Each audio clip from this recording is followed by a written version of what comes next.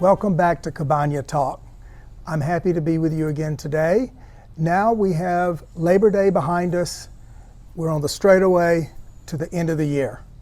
I don't know about you, but every year after Labor Day, suddenly it's Halloween, Thanksgiving, boom, New Year's Day before you know it. So here we go. There's a lot going on in our world these next couple of months, so it's going to be very interesting to be an alert citizen and a dedicated worker for our clients. We remain dedicated to you and also to our colleagues. Today, a topic that comes to mind, many people ask me about, why would I use a real estate agent? I've got Zillow, I've got Redfin, I've got Trulia, whatever they have on their phone. Doesn't that replace my need for a real estate agent? Oh boy. Big misunderstanding there about the purpose of real estate agents. A real estate agent is someone who is a professional, has experience, at least I hope yours will have experience, and also understands all of the layering that goes on in a real estate transaction, in the market value assessment of any property, including yours or their listings or other listings. We have multi-layered thinking ability. It used to be that the real estate agent usually found the house first, before the buyer. Well, technology has flipped that, and now all of my buyers usually find a home that piques their interest on a search site and alert me for my opinion on what I think. And there's where the relationship can begin. It's true value.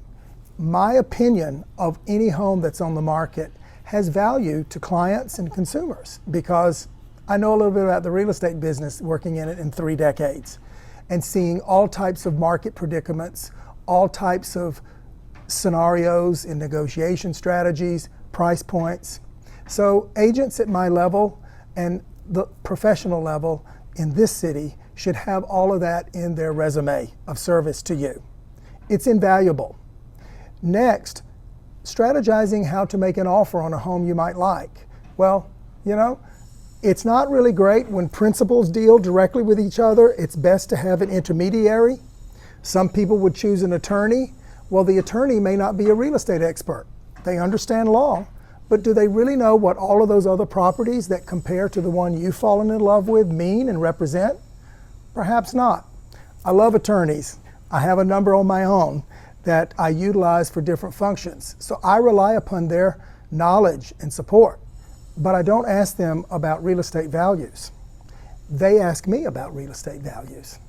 So look, there's many reasons why a professional real estate agent is going to add value to any consumer's need for a real estate sale or purchase.